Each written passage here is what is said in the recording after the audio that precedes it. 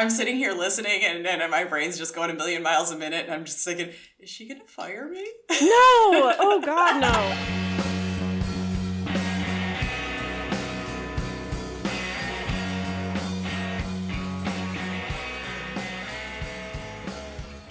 Hello, friends. Hello, friends. And welcome back to another episode of Pickles and Vodka, the mental health podcast where imperfect people have imperfect conversations. I'm Christina. And I am Lauren.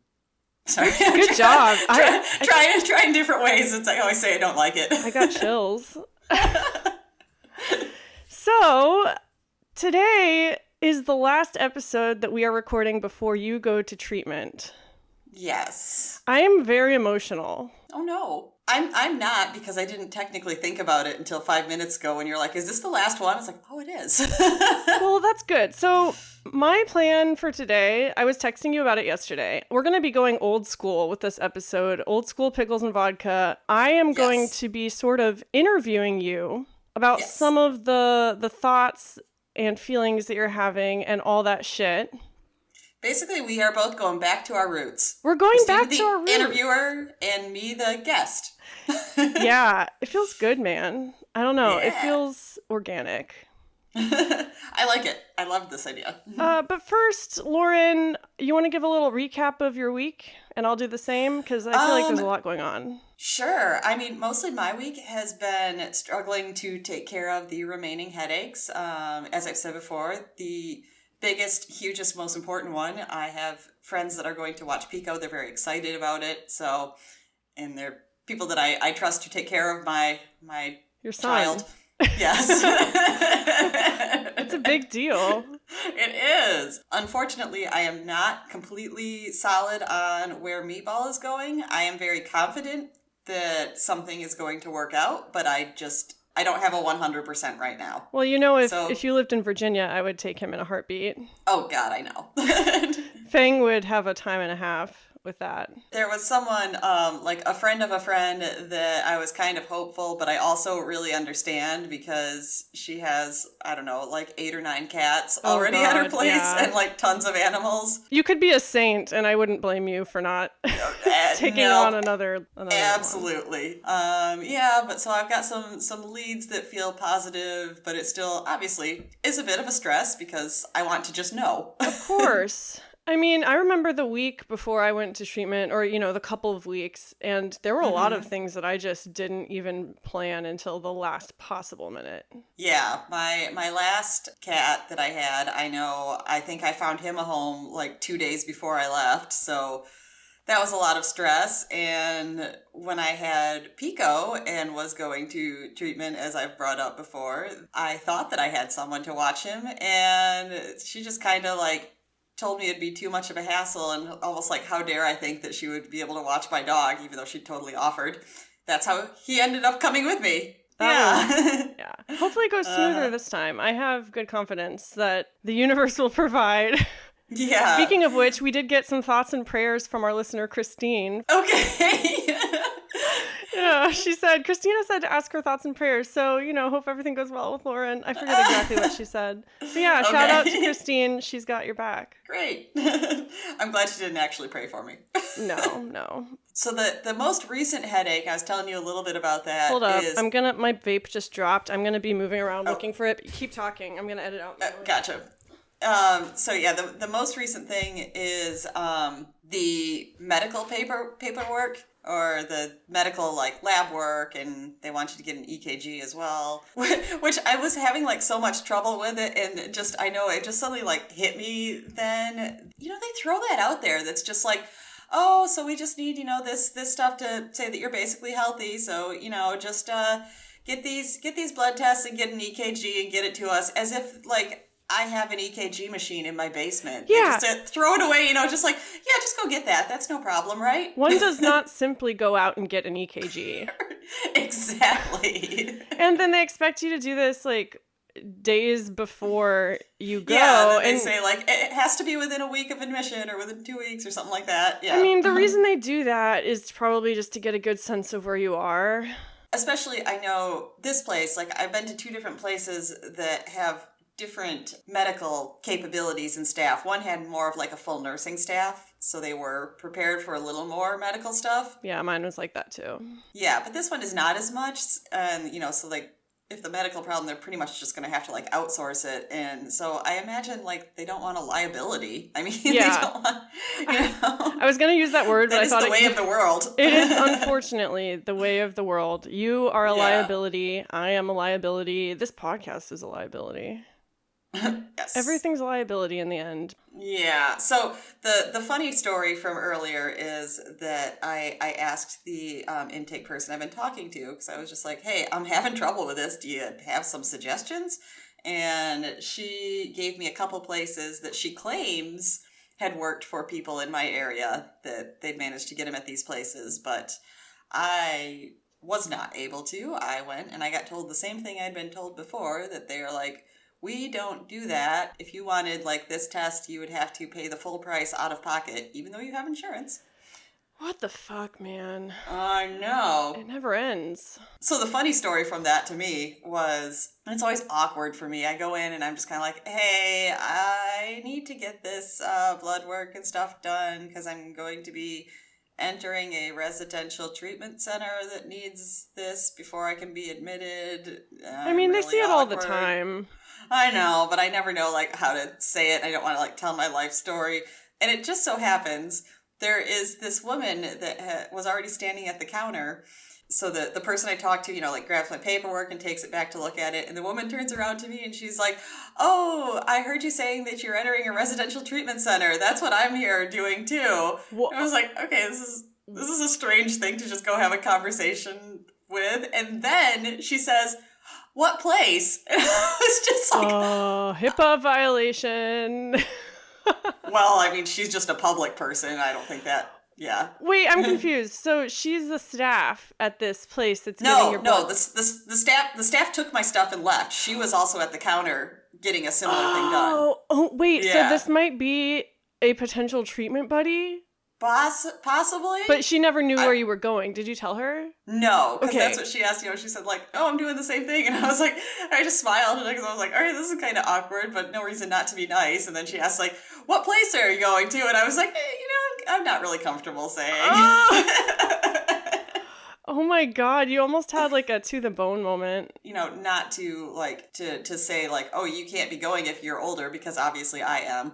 But she was an older woman as well, and so I'm like, there's a lot of things, there's a lot of like drug and alcohol treatment centers here. There's a million things she could be going for. But yeah, it did cross my mind. I was like, well, I might see you in a week or two. Listen, I guess. Then I'll know. This is why we need Pickles and Vodka business cards. So you can give them out in the wild. Yes. She sounds like a prime listener. Exactly. She's our prime demographic. Like, I'd rather not share that part of my life, but here, this might help. Wait. We're not claiming to help anybody. We can't be a liability. Oh, yeah, right. All opinions are expressed on this podcast are our own. Yes. God, I hate myself. We will talk more about your treatment shit, obviously, but I just gotta talk about my week a little bit because I barely showed up here this morning. Yeah. Well, so it's been a really great week overall. I rode my motorcycle a lot. It was like 80 degrees for a couple days. I went roller skating with a friend. Brett and I built a cabinet for our kitchen. Oh, I saw that. It looks amazing. But then today, Ruby started peeing blood. Oh, no. And she's had UTIs before. So, we've dealt with it before. So, right after recording this, I'm going to go to the vet with my mom. And then on top of all of it, Brett is violently ill. Oh, no. He, started throwing up this morning. And he was supposed to go to this festival in Richmond. And he had to cancel. Yeah. But I feel like a mom today. In the best... I've been taking care of everyone today, including myself. I had a really clear moment of self-parenting last night. Mm-hmm. I've been really stressed, and when I'm stressed, I don't eat as much. And I'm also on this asthma medication that kind of fucks with my appetite. And I'm in recovery for my bulimia, and I should say my eating disorder. And it's been going well for the most part, but I feel like the thoughts have been coming back a lot stronger the last few weeks. And Yeah, you mentioned that a couple weeks ago, I think. I mean, listen, we've dealt with this shit for decades. You know the signs. Like, I'm not going to describe them, but you know the signs. Like, there's certain behaviors that are starting to pop up again, and I'm just like, this is a slippery slope. If you've been through the treatment world, you probably have done red, yellow, green. And you know that. Yeah, so I'm in yellow level. I'm still allowed to vape. Right. But last night, I made a salad, and I threw half it away. I just couldn't finish it, and I was just feeling really like guilty about it because I knew my energy was going. I felt like I was in a shitty mood, and like I forced myself to make a smoothie. It's always a fucking smoothie. No, it wasn't a smoothie. Sorry, it was a yogurt parfait. Oh, okay. I made myself a yogurt parfait, and it was the same exact yogurt parfait that I used to eat in treatment.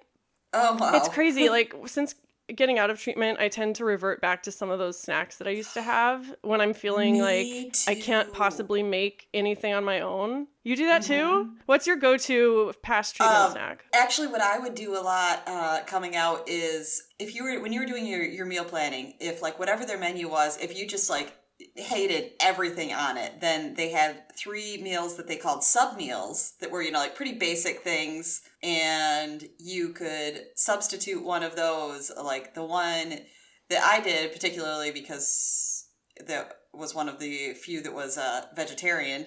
Oh yeah, it was a bagel and carrots and hummus and yogurt and fruit. And what I particularly liked is you could always get what they called an L-top on like sandwich days, which was lettuce, tomato, onion, pickle. Oh, that sounds good. You had me at pickle. Exactly.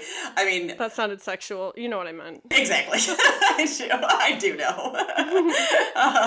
You know, so of course I like straight threw out the raw onion because gross. But the rest of it, I would like spread the hummus on the bagel, and then I'd put the rest to make just, you know, like kind of like a bagel veggie sandwich, and it was always... I always enjoyed it. That's like my go-to meal when I go visit my parents because they don't have a lot of foods I like. I always make some sort of thing, version of that. Yeah, so then it was just like, if I didn't know what to do for a meal, then it was like, I'd make that. And I'd know like, and you need your side of yogurt and your side of fruit, and then it's a complete meal. Yeah, well, that brings me to last night when I was doing this. You know how they talk about like inner child work in therapy and all that stuff. I have mixed feelings about it, but I have found it helpful to kind of think about my childhood self and try to think about what she would want and like what is good for her, all that shit. So last night it was like I knew I had to eat something, and I was going through our cupboards and they were kind of bare. I wasn't seeing anything that I liked, and I was just gonna walk away and like put it off for another hour or whatever because that's the kind of bullshit I pull. Yeah. And then it was like in my head, it's like I heard another version of myself saying like, I don't want to eat anything here. This is disgusting. And then I was like, no, that's bullshit. Look, there's some granola right there. Look, there's an unopened thing of yogurt right there. And then I made a bowl of yogurt and granola. I took it out to watch. We're watching Harry Potter right now. It's very fun. And then as I was eating, I was like, this isn't enough. I was like, you need to add some fruit or something to this. And so I could hear myself with that voice like fussing the whole time. I was like, this is so stupid. This is disgusting. Like, and I was like, nope, you're going to eat this. And I did. And that's the end of that story. But I thought it was an illustration of how I feel really capable these days. Like all this shit is hitting the fan, but I don't know. I think I can get through it. Knock on wood. When you were telling that story, I was thinking, how very inside out of you. It was very inside out of me. Not gonna lie. All these, yeah. But yeah, I don't know. I feel very vulnerable about our whole situation right now. You know, it's a big deal. I've been thinking about you a lot this week, and I've been thinking about the podcast and like what's going to happen. And I don't know, the thing that I wanted to start off this episode with is probably not what you'd expect. I want to talk a little bit about advocacy right off the top. And the reason that I want to talk about this is because, you know, we have been co-hosting together for almost a year now. I think in a previous episode I said it was a year. That's a lie. It hasn't been a year yet. Yeah, it is. But I did think of that the other day. I was like, it's going to be coming up on a year. Yeah. And of course, we have been engaging in the mental health world for years and years, whether it be underground forums of old or just, you know, talking about it in our everyday lives. And so I would consider myself a mental health advocate. I would consider you a mental health advocate. Mm-hmm. But the thing about advocacy is that it's kind of a full-time gig. Yeah. And in addition to living out this advocacy in our personal lives, like we talk about it every week on the podcast. And I think that can be pretty draining sometimes, whether we realize it or not. Like, obviously, it's a great thing we're doing, and it's healthy and cathartic for us. But also, I think there can be a side of it that can be kind of draining, like I said. Yeah. I was listening to this podcast called Last Day. It's on Limonada Media on Spotify and whatnot. And the host, Stephanie Whittleswax, she is a mental health advocate. She interviews people about the last day of their family members who died. Like every season focuses on a different topic. So like the first season is drugs. The second season is like suicide. And then they talk about gun violence. I think the current season is kind of more similar to what we do. They just interview people about their experiences. Mm-hmm. Anyway, she was talking about advocacy and how there's a hidden side of it where someone can really be talking about this stuff all day, every day, but really they're re-exposing themselves to a lot of trauma without realizing it. Like every time you talk about this stuff, you're reliving this thing that you might be currently going through. And I don't think, we can underestimate the impact of that. And so the whole reason I say that is because, you've proven that you can be a co-host of a mental health podcast and talk about this stuff on a weekly basis. You're about to go to treatment and you're going to be forced to do the same thing, maybe to an even more extreme level. You're going to be really digging into these really uncomfortable things every single hour of every single day. How do you feel about that? And I don't know, do you feel like talking about it over the past few weeks? We've been talking about your treatment. We've been talking about treatment on the podcast for the past few weeks. Yeah. Do you think that's been kind of helpful preparing you? I do actually, because I don't think of the treatment experience that I'm about to embark on as being all that similar to here, because I know in general, especially when we started, I really do not like to be pigeonholed as the eating disorder girl. Exactly. So I do feel like I was aware that I was specifically trying to talk about other topics that I dealt with more often here. So I mean, it is the same thing, like you said. It is exposing yourself to this stuff over and over again. But I don't feel like it's been it's just felt like all the eating disorder all the time. It's felt like when I was here, it was more like reliving things, like relationships to people who committed suicide or my own past with anxiety and things like that. So yeah, sometimes I would, after an episode, then, I had all of that on my brain. I'd be like, whew, okay. Yeah. And I'd have to kind of, just sort of sit on the couch and zone out and read for a while. But yeah, it doesn't, I think it would be harder if it had felt like it was just this one thing that was just, I was forced to go over again all the time. But it kind of feels like that's more like what I'm about to embark on. Now I know that literally is going to be all that I talk about for a few weeks. I mean, in some ways that could be a relief. Because it is, when you have an eating disorder, this could apply to a lot of other mental illnesses and disorders, but, eating disorders really take over your life. And there's not a lot of room for everything else. At least for me, that's how it played out. Yep. So maybe, going to treatment in a way is kind of a relief because you are focusing just on that one thing. It's funny, as you started talking about all of this stuff, that I'm sitting here listening and my brain's just going a million miles a minute and I'm just thinking, is she going to fire me? No! Oh God, no. Okay.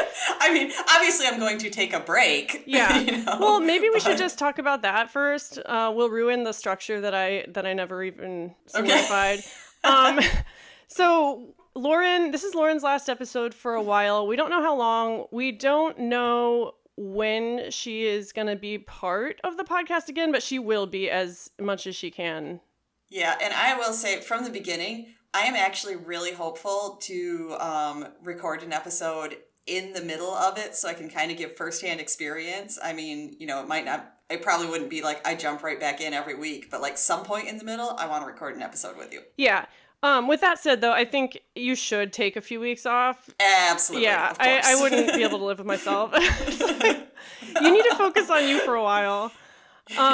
And we'll talk about this more at the very end of the episode, but I do have some plans for the next few weeks. So I feel like going back to, the difference between talking about this stuff on the podcast versus going to treatment, I think the difference is on the podcast, you can kind of control the narrative a little bit more, and you can kind of decide how much you want to reveal. And in treatment, they kind of, well, at least if you're doing it right, yeah. Everything is laid out, which brings me to the next topic is fear. Fun little topic. Oh, yeah. What are you afraid of the most? I'm afraid of going back into that sort of all-encompassing living situation. I mean, there's not surprises as much now because I've been through it. At least there's almost like excitement when it's new. Like, oh my God, what is this going to be like in this whole new environment? Right now, it's just kind of like, I think about it, I'm like, I am not going to be able to sleep in my bed. I'm going to be in a room with people I don't know. I really don't want any of that. Yeah, well, this is not your first rodeo. This is your 5th time in treatment. It has lost the charm, whatever charm that it had, you know.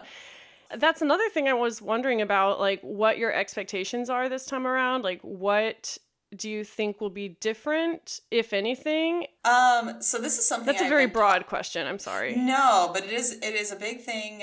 It's actually a very good question because I would say last time I had to go back and this time, because at that point, it'd been a few times and I was just like, I can't go back and just do the same thing and think that it's worth even doing this if I'm just going to keep doing the same thing.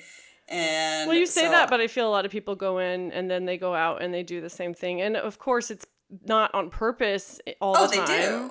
But that's why I see that. And that was why, like, for me specifically, thinking like, I would not do that. That's not going to be me. So I want to know before I even agree to do this, what am I going to do different this time? Well, yeah. What are you going to do different this time? So according to what we've been talking about in my past couple therapy sessions, and my therapist is very much on board with this, she wants me to get in trouble. Yes. So you've mentioned this a few times, but you haven't really elaborated. Maybe you can't elaborate yet, but I will be really curious to hear how that works out for you. Yeah, and actually her and my dietitian are both very supportive. They're just like, be authentic to yourself, even though like obviously you are going there and part of the treatment is you are supposed to stick to the meal plan they have and you're supposed to eat your meals. But there's like, if you're really not feeling it, you could, then you know what? Don't. And tell people why. Well, that brings us to the topic of who is your authentic self. And from what I know of you, you have said on the podcast you don't really believe recovery is possible for you. Yeah. And I'm going there. Oh, boy. So why did I agree to be interviewed? Well, but like that, I think, if you're being honest with yourself, is your authentic self. You are someone who you've tried this so many times and maybe you don't think recovery is for you. I think that is a great place to start. Yeah. Is by unpacking that when you go. What are your thoughts on that? Quite honestly, you are correct. I do not believe it is possible for me where I am right now. But I will say that just in life in general, I don't like 100%. I don't like absolute statements because I don't believe anything can be. So when you say that and I think about it, then I'm just kind of like, but there's always the possibility that that can change. And someday I will see, like, I think that it is possible. I don't think so now, but yeah, I do believe that it's possible. I could in a couple months think like, you know what? I actually do. I think that just shows maturity, honestly. And before you brush it off, I don't know if you would have said that the whole time I've known you. When you first said that, my immediate thought was, well, I am old. But maybe that was a poor choice of words. No, but I did then take another second. And I was like, yeah, but even though I was older when I went the first time, I was 35, but I would not have said I had the maturity that you're talking about because it was all brand new to me. And I was, the same scared person as like a 17-year-old going in the first time. So yeah, I do agree that there has been some growth there. You have grown a lot. And I think you're about to grow even more, and it's going to be really intense. And yeah, it is. So that will be different. What are some other ways you think your authentic self wants to desperately come out? So thinking about the getting in trouble thing and talking about how, like a lot of things I didn't probably, explore what my reasoning is or whatever because I was so good at saying like, yeah, but I can do what they expect. I can do the right thing. I was thinking about that and I suddenly realized I was like, that is where just internally, like this little pinwheel inside me just feels like I am pure anger because I have felt stuck in this position. And that is interesting to me because even in the past, then it has come up a lot that it's like, I don't know how to express anger. My family did not know how to express anger. I've never saw how to. At least not in a healthy way. Yeah, I was like, maybe I will learn how to be angry. That would be interesting. Seriously, I mean... And instead of just letting it sit there inside of me and be like, I know I feel anger, so I'm going to, take it out on myself internally. I mean, of course, you are the minimization queen. Yes. What are some ways you think you will immediately try to minimize your experiences when you go in? Oh, boy. Well, I mean, letting out your authentic self and like breaking the rules and everything, I feel like that's the opposite of minimization. That is maximization. Yes. I don't know if I said that. You'll be maximizing your unexpressed desires and feelings and all that stuff. Do you think that the side of you that wants to minimize is going to push back really hard? Oh, I am certain. That's why it will be good. I mean, I am trying now, like I can say all of this stuff, but I'm really grateful for things like talking to my therapist, and she says, like obviously when you're there, then, we're not going to be like meeting and having sessions or anything, but she's like, you'll sign the release of information so I can talk to them. And she's just like, contact me if you feel, like this is not being heard or they're not understanding, or you just need me to say like, so she really needs to be working on this shit, even though she won't tell you. So having a therapist on your side is so life-changing, honestly. Yeah, it's like I do just like knowing that like those parts are in place. Like I'm already trying to set up the things like I know how I'm going to try and sabotage myself. So let's try and find ways that I won't be able to. Perfect. I mean, it sounds like you have a pretty substantial support system in place. You have your team of professionals, and then you have, the people who are watching your pets. And of course, you have this podcast. You have a whole group of listeners who are rooting for you. Do you think that is different this time around? Or do you feel like it's not? Like you still struggle? You've talked about struggling with asking for help and reaching out for support. Yeah, and I do still feel a lot of that. I mean, I have people that are going to help, which I am very, very grateful, but I do still feel kind of like I should not be a bother. Well, that sounds like something you can talk about in there. Yes. I don't know. And then of course, and like this actually might play in more to like the anger side if I think about it, because there is of course the part about like not really feeling like I have any good family support. Yeah. And that kind of pisses me off sometimes because I see people that do. And, like, that's not the same thing as, friends want to be there. And I just, I'm the one that shuts it down and says, like, well, I don't want to keep being the annoying one. Yeah. Family, I have tried, and they're not helpful. Do you think that you will be forced to examine any of that in treatment? Like, do you think, I'm not saying they're going to go so far as to force you to do like a Zoom with your family, because of course they don't know that you're even going to be in treatment. Yeah, I was gonna say I'm sure there will be a lot of like talking about it and stuff like that. I don't think that I will be forced to talk to them if I don't want to. I think people pretty much understand why not. it's possible, but I don't think I will. Anything's possible. Hey, never say never. Exactly. What else? Anything else that you are looking forward to? We talked a lot about like your negative feelings surrounding treatment. What are you looking forward to? Okay, this is going to sound slightly insane Well, we are on Pickles and Vodka. I know. I was just thinking like I feel like not very many people in the same situation would be saying this, but I have been looking forward like crazy to breakfast. Oh, all right. I'm here for it. Continue.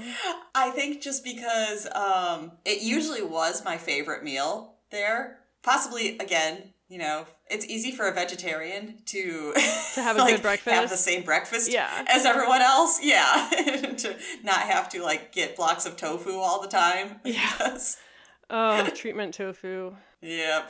And so it always was like the meal that I enjoyed the most. Even the eating part aside, I feel like I've never been a big breakfast person, mostly because I prefer my time to sleep in the morning. That's fair. Yeah, I don't like downtime in the morning. I want to get up and I have to just in time to get ready so that I can get out the door on time. That's all. I'm not going to be a sit down and read the paper person ever. You know? So yeah, it is like, it's one of the few times that I felt like, oh, I think this is how people are actually supposed to start their day. They're not supposed to just, you know, like suck down a cup of coffee and run out the door. It is wild the amount of energy you have if you eat breakfast. It's just, you know, for people with eating disorders, it's not always obvious. And also, you know, the idea that it's like, yes, it is. It's your first meal of the day. You know what? It always felt good to have breakfast. After that, at a treatment center, then you start to feel like, oh my God, do they want us to do anything except for eat? Are we really sitting down again? Well, there will be that. I wrote in my journal so many times, like, how does anyone eat this much? But in the morning, I always felt, I'm like, in the morning, I want my coffee and I'm fucking hungry. Yeah. So it's actually nice. Yeah. I always loved breakfast and treatment too. Mm-hmm. Anything else you're looking forward to? Yeah, I mean, I can't predict this, so this is also something that's like terrifying because you don't know until you go what the people there are going to be like. But hopefully, I mean, it's always been really great to, you know, like make connections with people. Oh yeah. You're gonna meet a whole cast of characters. So yeah, I'm hoping that there's like some really good people that I feel really comfortable with, because sometimes there's been groups where I'm just like, it's not that there's anything wrong, I just don't really feel connected to any of you.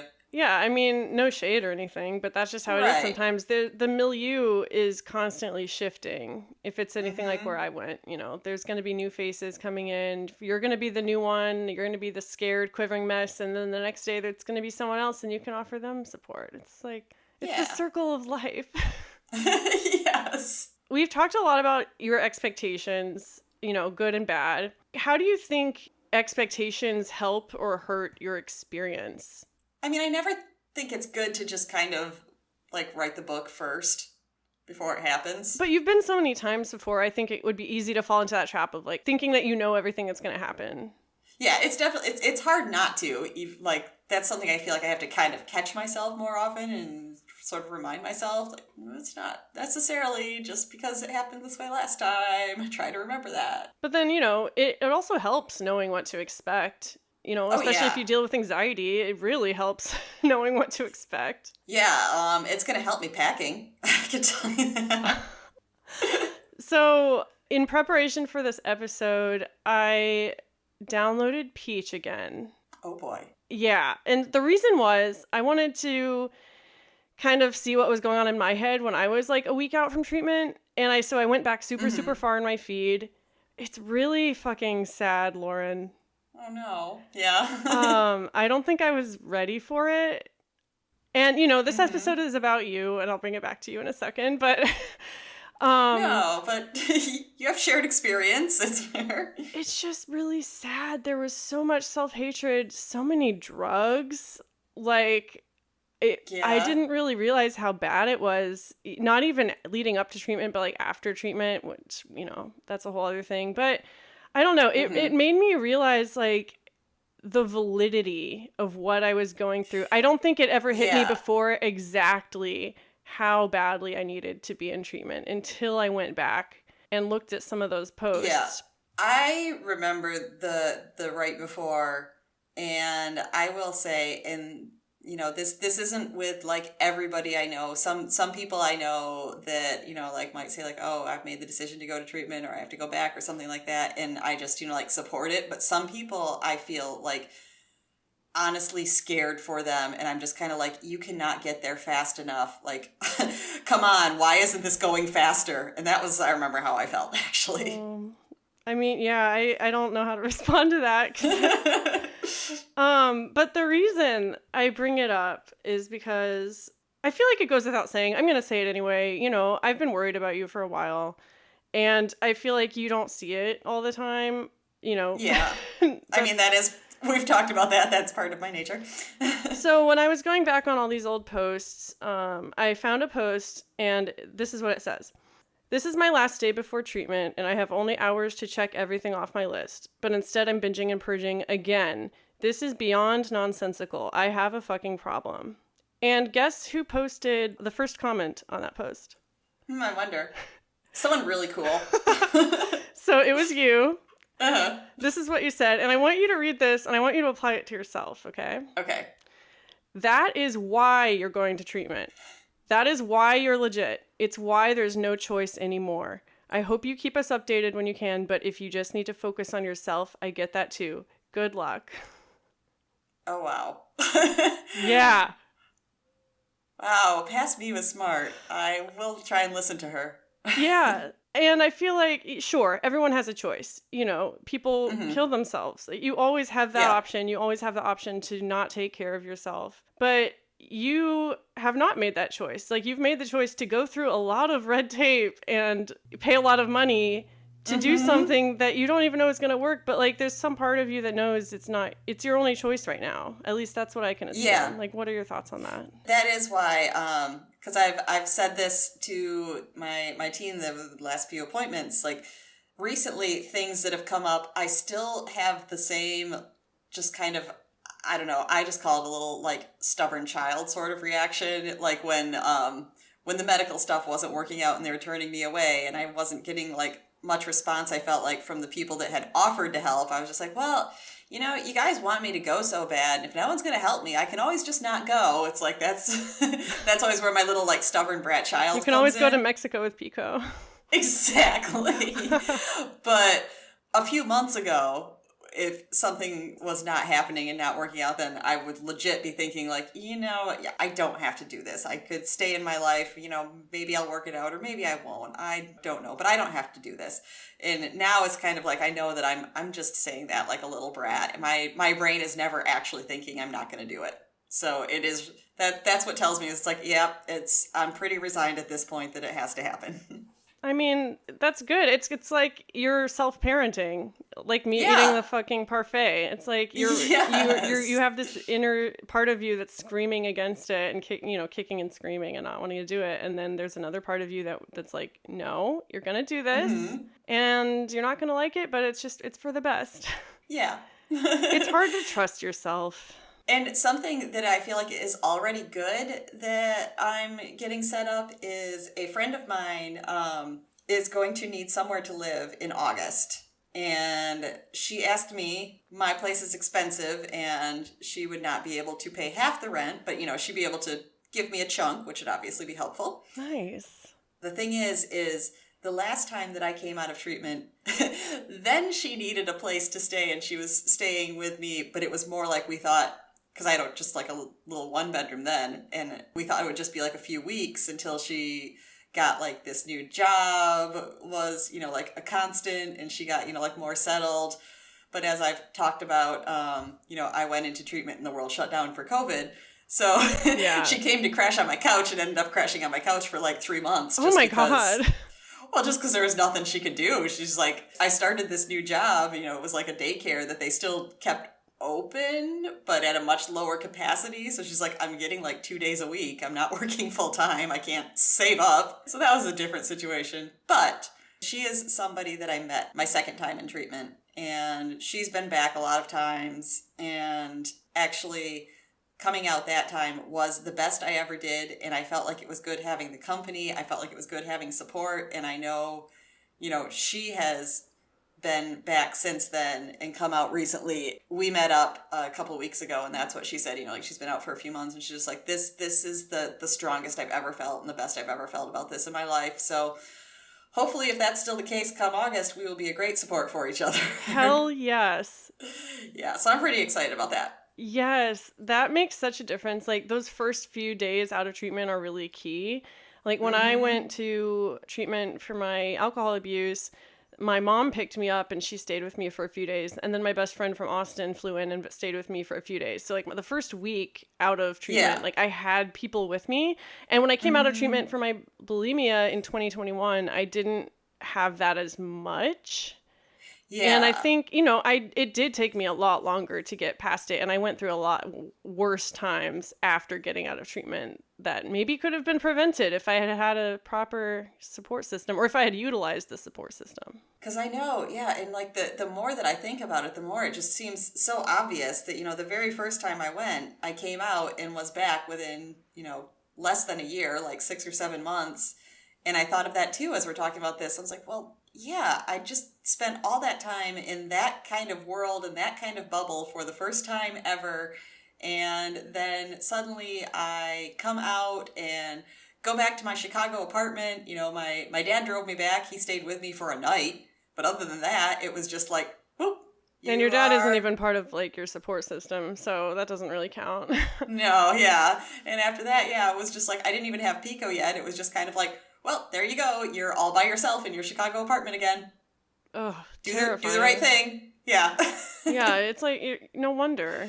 Exactly. You got to set yourself up for success. So, I mean, I'm sure that they'll make you do, like, an action plan or whatever in treatment. They always make you do that. So, yeah. I'm sure we'll talk about that down the road, what you plan on doing to keep yourself healthy getting out. Oh, I hate that word, healthy. Me too. But I do understand that, like we were just talking about, like, I need to try and plan for something after, not just think like, I'm going to come out fixed. Exactly. And the fact that, like, I can tell talking to you that you are thinking about all that and that it's important to you. I think your priorities are in the right place right now. Yeah. I mean, I joke about this, but it is also true that it's like, you pay a lot of money to do this. Yeah. I wouldn't do that just to be like, it's probably not going to work and I'll be back here in a year. But, I mean, you have to say that with a grain of salt because, like, I'm sure a very, very, very small percentage of people go in and actually plan to not use it. Most people go in and they, like, we've said it before, we hope it's the last time. Yeah, but you can never predict that. Yeah, I mean, I wish that the cost of treatment was enough to guarantee success, but unfortunately, that's just not the case. Right. I felt like I had to say that. Oh, no, that's all true. There's something else I want to read, but not quite yet. Is there anything else that you want to talk about? Because this is it. I know. This is a big deal. I said that I wasn't, like feeling all that anxious or anything like that when we first started. But now that we're talking and I'm realizing, like, oh my gosh, when this is over, then it really is. This is it. We're getting to that point. I'm like, oh no. What do you want to say to the hot and spicy pickles before you leave? No pressure. Yeah. It's not like we have that many listeners. No, but our listeners that we do have are very important. I love them all. Yes, very much so. I mean, I love whenever I see a response on I do sometimes go on our Facebook now. Now that I know we have one. I haven't in a few days. If you guys message us and it takes a few days to respond, it's not personal. I've been trying to stay away from social media more lately anyway. That's totally understandable. Yeah.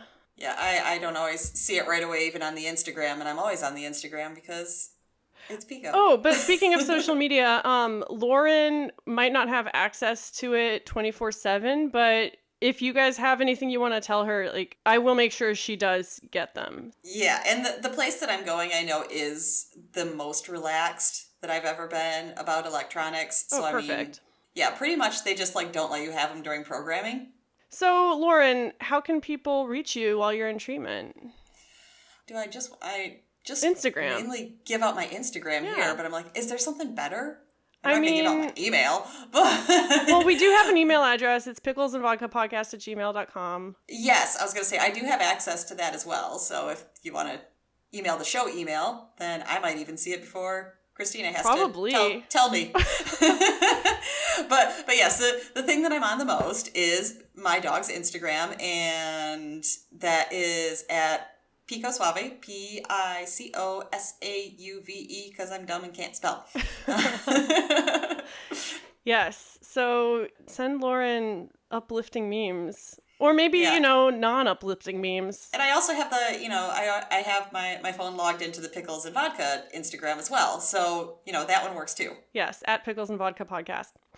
As for the show while Lauren's away, I think I might take next week off as well. I'm not sure yet. I have a few people who have expressed an interest in being interviewed for the show, so that's exciting. I might do a few solo episodes.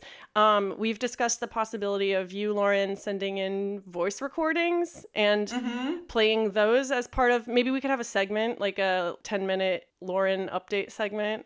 Or something. I don't know. It's a work in progress, but you all are along for the ride, and we wouldn't have it any other way. Yeah, and I'll have my phone there. I expect I'll bring my laptop as well, because like I said, they have pretty relaxed electronic rules, so I should be able to check things, do what I want. Yeah. But overall, just focus on yourself. You are the top priority, and I think you're going to do a lot of work in there. Mostly weekends can be very slow and boring, so it's possible, that I won't pay much attention until Saturday or Sunday. But that I can see happening. I'm very proud of you, and I'm very excited for you, honestly. I am very nervous. Well, that is perfect, because I have something to help with that. Oh, that's my biggest thing. I think when we talked about fears, I haven't said anything to work yet. I'm still planning how I'm going to do that. Oh, no. That surprises me, because you're usually very, you tell them pretty far in advance. No. No? I do not. I usually tell them a day or two before, because I don't like talking to work about this stuff. Maybe that's just me projecting my image of you onto you, which is maybe I feel like you're more responsible than you are, because you're older than me. Or because I try to get other things done, like the animals part and stuff. Right, I don't like that set. But yeah, work, no. Ooh, how do you plan on doing it? Or when do you plan on doing it? For once, I think I've brought this up a little bit before, I feel a little more comfortable than I usually do about bringing it up at all, because our HR person actually, first of all, she's really, really nice. That always helps. And her and I work together on a lot of things. So, I feel like I know her pretty well in the work situation. And also, she came after working at a TMS clinic. That's the right. Trans Migration whatever thing that's for treating depression. Yeah.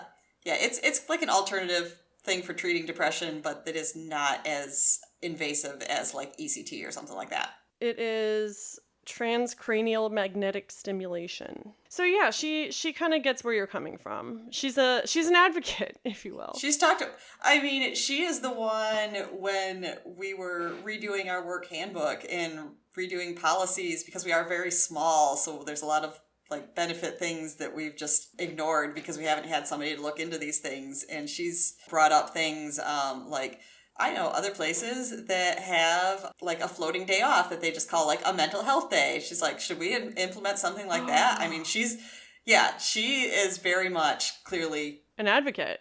Yes, exactly. That's awesome. So yeah, I do, this is probably the most comfortable I would have felt telling someone.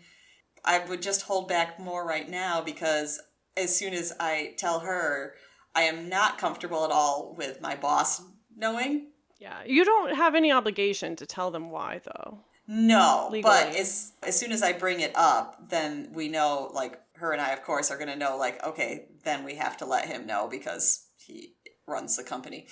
Well, you'll cross that bridge when you come to it. It'll be fine.